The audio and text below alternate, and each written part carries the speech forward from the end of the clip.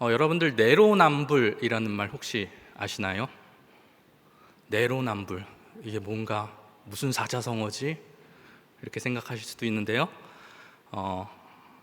이 단어는요, 내가 하면 로맨스, 남이 하면 불륜, 이라는 말의 앞글자를 따서 내로남불이라고 말합니다. 이 말의 뜻이 뭐죠? 같은 실수나 잘못을 해도 남이 하면 잘못된 것이고 그 사람은 벌받아 마땅한 것이지만 똑같은 잘못을 내가 하면 어쩔 수 없는 것이고 다른 사람들이 나를 이해해줘야 한다고 여기는 그러한 이중적인 태도를 말하는 것입니다. 본인 스스로에게는 굉장히 관대하지만 타인에게는 엄격한 잣대를 들이밀어 비방하고 비난하는 것을 뜻합니다.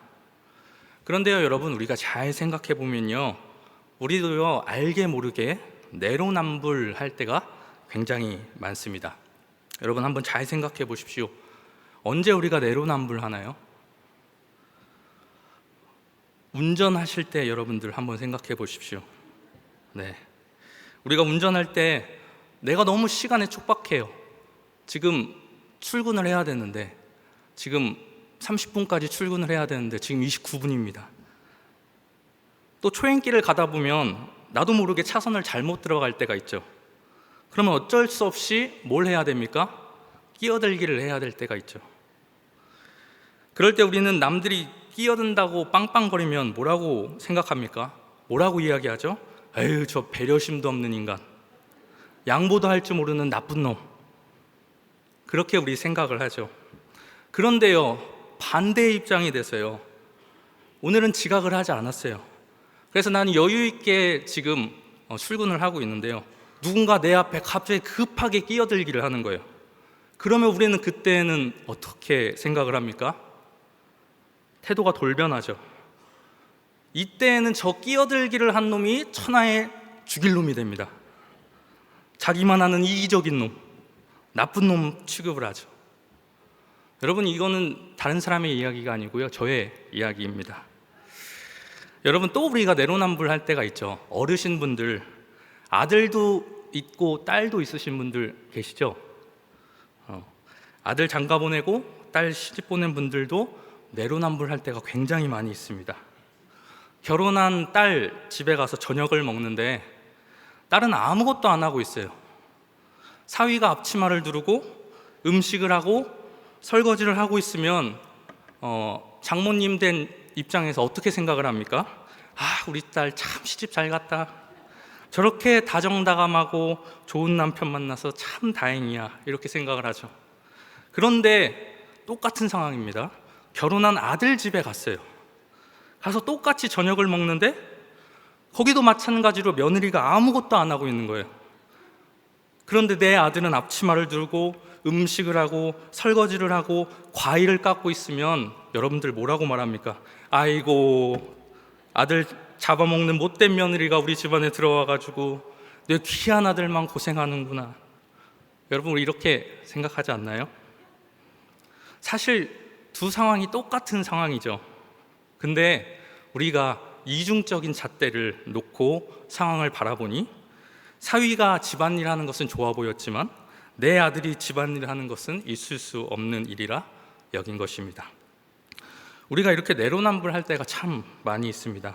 똑같은 상황인데도 나에게는 관대하면서도 다른 사람에게는 엄격한 잣대를 들이밀고 그 사람의 실수를 이해하지 못하고 비판할 때가 여러분 얼마나 많이 있습니까? 우리는요, 참 다른 사람을 비판하는 것을 좋아합니다. 그래서 심리학자 에릭 번이라는 사람이 이런 말을 했다고 합니다. 세상에서 사람들이 가장 즐거워하는 게임은 다른 사람을 뒤에서 비방하고 험담하는 일이다. 그렇습니다, 여러분. 우리는요, 다른 사람을 비판하기를 참 좋아하고요, 참 즐거워합니다. 우리가 많은 시간을 남을 비판하는 데 할애를 하죠. 그러면서도 시간 가는 줄 몰라 합니다. 그런데 오늘 말씀을 보니까요, 그러한 우리들에게 예수님께서 뭐라고 말합니까? 비판하지 말라.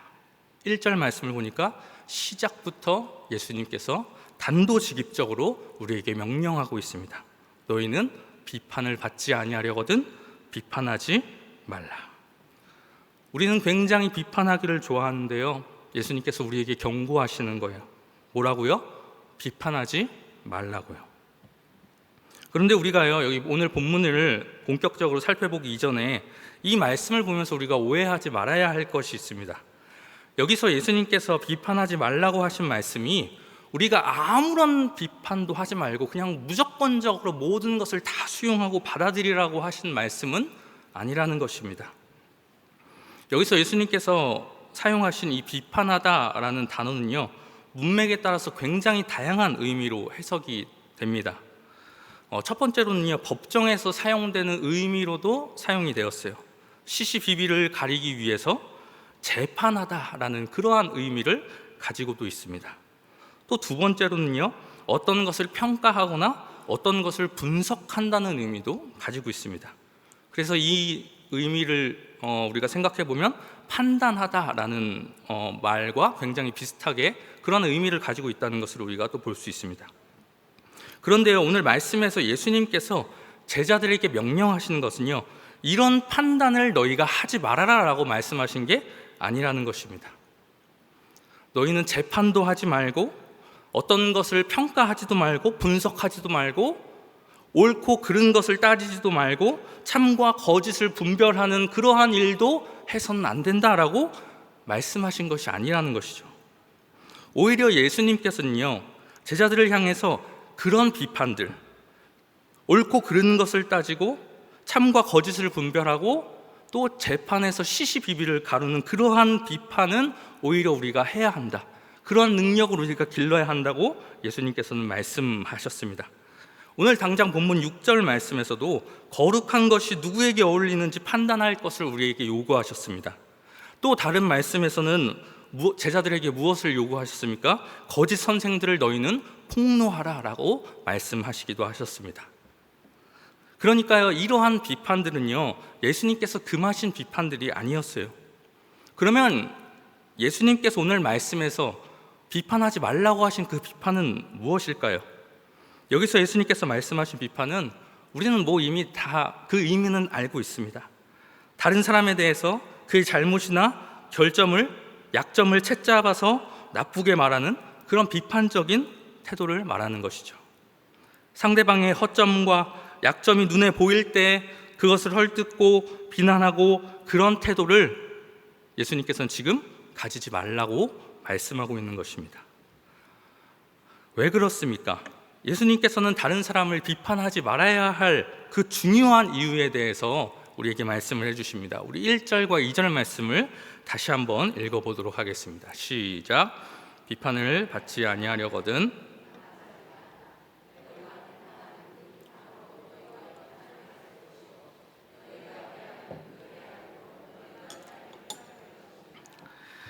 비판하는 자는 비판을 받게 될 것이라고 말씀하시죠. 그런데 어떻게 비판을 받게 될 것이라고 말씀하십니까?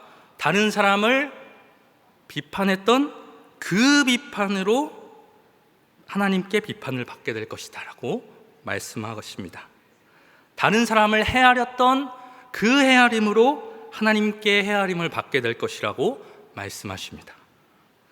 여기서 사용된 이 헤아림이라는 단어는요, 헬라어로 메트론이라는 단어인데요, 이 단어는 구입하는 상품을 측량하는 데 사용되는 무게나 양을 뜻합니다.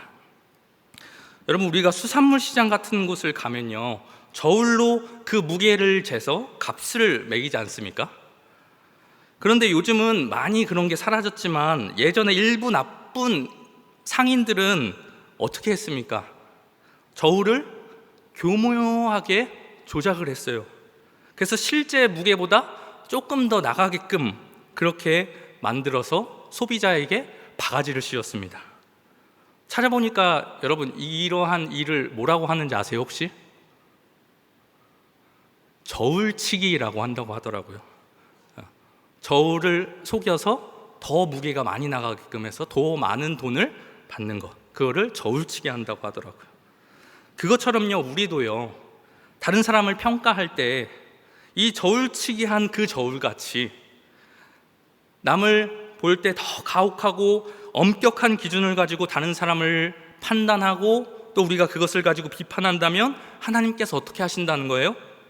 우리가 다른 사람을 평가할 때 사용했던 그 저울치기 했던 그 저울을 가져오셔서 우리도 그 저울로 달아보시고 우리를 평가하실 것이라는 거예요. 다른 저울이 있다고 이야기하지 않습니다. 내가 다른 사람에게 사용했던 그 저울을 하나님께서 사용하실 것이라고 말씀을 하셔요. 그래서요, 야고보서에서 뭐라고 말했습니까? 2장 13절에서 이렇게 말했습니다. 우리 같이 한번 읽어볼까요? 시작. 긍휼을 행하지 아니하는 자에게는 긍휼 없는 심판이 있으리라. 남에게 긍휼과 자비를 베풀지 않고 엄격한 기준을 가지고 남을 비판한 사람에게는 마찬가지로 하나님께서도 그에게 자비와 긍휼 없는 심판을 하실 것이라고 말하고 있는 것이죠. 여러분, 하나님 앞에서 내로남불은 통하지 않습니다. 통하지 않을 것입니다. 다른 사람의 작은 잘못을 예리한 기준으로 꼬투리 잡고 그것을 이슈화해서 비판했던 사람은요, 하나님 앞에서 그 예리했던 그 기준으로 평가받게 될 것입니다. 그렇기 때문에 우리는 누군가를 비판할 때 먼저 무엇을 기억해야 합니까? 먼저 무엇을 생각해야 합니까? 내가 그를 대하는 방식으로 하나님께서도 나를 대할 것이다 라는 것을 기억하셔야 돼요. 무엇하기 전에요? 비판하기 전에요. 특별히 이 비판은요, 우리 신앙의 연수가 쌓일수록 더 조심하셔야 합니다. 이제 교회도 10년, 20년 다녀서 이제 매년 교회가 어떤 식으로 운영되고 어떻게 돌아가는지 다 아시는 분일수록 더 조심하셔야 돼요. 기도를 오래 하셔서요, 이제 어떤 기도를 어떻게 해야 하는지, 어떤 때에 어떤 내용을 말해야 하는지 다 아시는 분일수록 주의하셔야 됩니다. 무엇을 주의하라고요? 비판하지 않을 것을 주의하셔야 됩니다. 이제 성경도 몇 번이나 통독해서 어디를 펼쳐도 무슨 내용인지 다 알고요, 설교 제목만 들어도 대충 무슨 내용을 이야기할 건지 짐작이 가시는 분들 더욱 조심하셔야 합니다. 이런 사람이 오히려요, 남을 비판하는 잘못을 하기가 쉽습니다. 신앙생활을 오래 하다 보면요, 우리에게 기독교적인 관점이 생깁니다. 무엇이 옳고 무엇이 그른 것인지 이제 신앙생활을 하다 보면 점점 눈에 들어오게 된다는 거예요. 초신자 때는 보이지 않았던 것들이 하나둘씩 보이기 시작한다는 것입니다. 무엇을 하고 무엇을 하지 말아야 할지 하나둘씩 알게 된다는 것이죠. 여러분, 그러면 성경적인 가르침은 그러한 관점이 생기고 그러한 시각이 이제 열리게 되면 그것을 가지고 무엇을 비춰봐야 합니까? 성경에서는 누구를 비춰보라고 이야기하죠? 나 자신을 비춰보라고 이야기를 합니다. 그 열린 영적인 시각과 기독교적인 관점을 가지고 자신을 비춰봐야 한다는 것이죠. 성경은 그렇게 우리에게 가르치고 있는데 우리는 어떻습니까? 그러지 못할 때가 많이 있죠. 그 관점을 가지고 자신의 모습을 돌아봐서 내가 그동안 잘못된 것을 추구하고 살았구나. 내가 그동안 잘못된 습관을 가지고 있었구나. 내가 이제는 새롭게 알게 된 이 말씀대로 내가 내 삶을 고쳐나가야지. 하나님께서 기뻐하시는 모습으로 내가 변해가야지. 이런 과정이요, 우리 삶 속에서 우리 안에서 계속 생겨나야 한다는 것입니다. 이전에 미처 알지 못했던 내 안에 더러운 것들을 하나 둘씩 신앙생활을 하면 할수록 하나 둘씩 제거해 나가는 그러한 과정이 있어야 한다는 것이죠. 그럴 때 우리의 신앙이 자라는 것이고 우리의 신앙이 성숙해져 갈 수 있는 것이죠. 그런데요, 지금까지 제가 말씀드린 것은 모범적인 사례고요, 여기에서 빗나가는 사람들이 있습니다. 이제 신앙생활을 오래 해서 영적인 눈이 열려서 무엇이 옳고 무엇이 그른지 이제는 알아요. 다 압니다. 그런데 그 시각을 가지고, 그런데 그 관점을 가지고 내 모습을 비춰보는 것이 아니라 다른 사람을 판단하기 시작하는 것입니다. 이 집사님, 말씀 그렇게 읽으면 안 돼. 저희 성도님, 기도 그렇게 하는 거 아니야. 예배 그렇게 드리면 안 돼. 신앙생활 그렇게 하면 안 돼. 여러분, 신앙의 연수가 쌓일수록 우리는 누군가에게 이런 말을 하고 싶어 하는 유혹을 받게 됩니다. 말씀을 가지고 자기를 비판하는 것이 아니라, 자기 비판을 하는 것이 아니라 남을 비판하고 싶어진다는 것이죠. 아는 것이 많아지고 이제는 교회 구석구석이 보이기 시작하니까 입이 근질근질해지는 것입니다. 교회 안에서 다른 사람에게 많은 상처를 줄 수 있는 사람은요, 여러분 잘 아시죠? 새신자가 아닙니다. 새신자는요, 뭐가 뭔지도 몰라서요, 다른 사람에게 상처를 주고 싶어도 상처를 못 줍니다. 비판하고 싶어도요, 뭘 알아야 비판을 하죠. 오히려 말씀도 많이 읽고 기도도 많이 하고 교회도 오래 다니는 분들이 자기의 지식과 경험으로 다른 사람을 쉽게 비판하게 되고 상처 줄 수 있다는 것을 여러분, 우리는 기억해야 합니다. 그렇기에 우리는 신앙의 연수가 찰수록 다른 사람을 비판하지 않도록 더 조심해야 합니다. 내가 하는 지식이 다른 사람에게 칼날이 되지 않도록 조심해야 한다는 것이죠. 다른 사람을 찌르고 있지는 않은지 조심해야 한다는 것이죠. 다른 사람을 비판하기 전에 먼저 나 자신을 돌아봐야 한다는 것입니다. 그 시각을 가지고 나의 삶을 돌아봐야 한다는 것이죠. 비춰봐야 한다는 것이죠. 그래서 오늘 본문 말씀 3절과 4절 말씀에서 예수님께서 뭐라고 말씀하셨습니까? 함께 읽어보겠습니다. 우리 3절과 4절 말씀 시작. 어찌하여 형제의 눈 속에 있는 티는 보고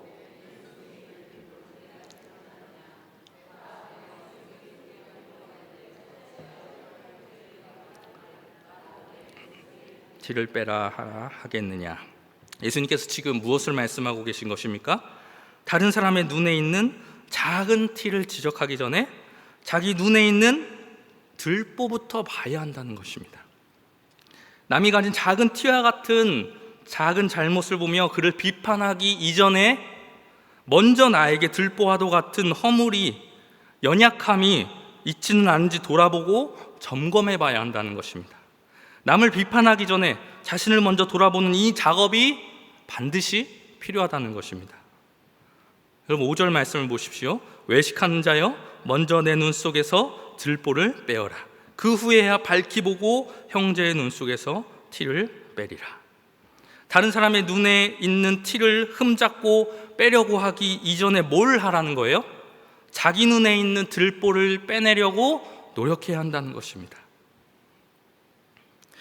여러분, 내 눈 속에 있는 들보를 빼면 어떻게 될까요? 그 다음부터 어떠한 과정들이 착착착착 진행이 될까요? 먼저 내 눈 속에 있는 들보를 빼면요, 그때부터 이제 모든 것들이 비로소 제대로 보이기 시작할 겁니다. 그동안은 들보 때문에 앞을 제대로 보지 못했는데 이제는 모든 사물을 바로 볼 수 있는 시각을 얻게 되는 것이죠. 들보는 우리 안에 있는 더러운 죄들을 말합니다. 그러니까 내 안에 있는 들보, 그 죄들을 하나 둘씩 제거하기 시작하면 우리의 눈이 밝아지게 될 거예요. 그렇게 우리의 눈이 밝아지면 이제 우리는 우리 자신의 모습을 보게 될 수 있는 것입니다. 그러면 이제 우리가 얼마나 부족한 사람인지 깨닫게 되겠죠. 우리가 누구를 비판할 만한, 누구를 감히 평가할 만한 그런 자격이 있을 만한 사람이 안 된다는 것임을 깨닫게 될 것입니다. 그리고 겸손하게 되겠죠. 그러면 그때부터 우리는 다른 사람을 정죄하려고 하는 태도, 비판하려고 하는 태도로 다른 사람을 보지 않을 것입니다. 우리 마음속에 긍휼의 마음으로 상대방을 대하게 되겠죠. 예수님께서 그러하셨던 것처럼 다른 사람을 사랑하고 다른 사람을 용서하려고 할 것입니다. 상처 있고 연약한 사람들을 품어주고 감싸주려고 할 것입니다. 서로가 서로의 허물을 덮어주고 들보와도 같은 죄에서부터 티 같은 작은 죄까지도 서로 빼주게 될 것입니다. 결국은 그렇게 비판할 만한 모든 죄악이 점점 사라지는 하나님의 나라를 만들어 갈 수 있게 될 것입니다. 여러분, 이게요, 예수님께서 남의 눈에 있는 티를 빼기 전에 자기 눈에 있는 들보를 먼저 빼라고 하신 이유입니다. 다른 사람을 향한 비판이 먼저가 아니라 먼저 나를 돌아보기 시작할 때 결국에는 서로를 향한 날카로운 비판이 사라질 수 있게 될 것이고 죄악이 사라질 수 있기 때문입니다. 예수님이 우리에게 바라시는 바는요, 이러한 삶의 모습입니다. 오늘 이 말씀을요, 마음에 담으셔서요, 다른 사람을 비판하기 전에 먼저 나 자신을 돌아보실 수 있는 그런 성숙한 그리스도인들 다 되실 수 있기를 바랍니다. 여러분, 말씀을 맺도록 하겠습니다. 사랑하는 여러분, 다른 사람을 비판하지 말라는 오늘 이 말씀은요, 특별히 누구에게 주신지 아십니까? 교회 공동체에게 주신 말씀입니다. 3절 말씀을 보면요, 형제라는 단어가 나오죠. 이 단어를 봤을 때 예수님께서는 지금 누구를 향하여 이 말씀을 하신 것일까요? 교회 안에 있는 성도들을 향하여서 말한 것입니다.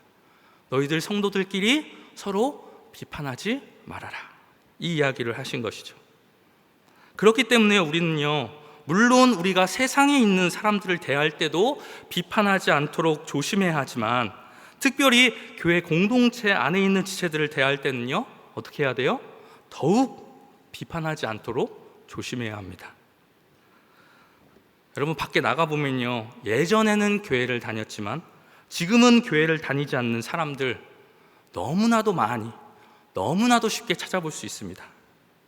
그 사람들에게요, 왜 교회를 떠났냐고 물어보면 10중 8구는 사람 때문에 떠났다고 말합니다.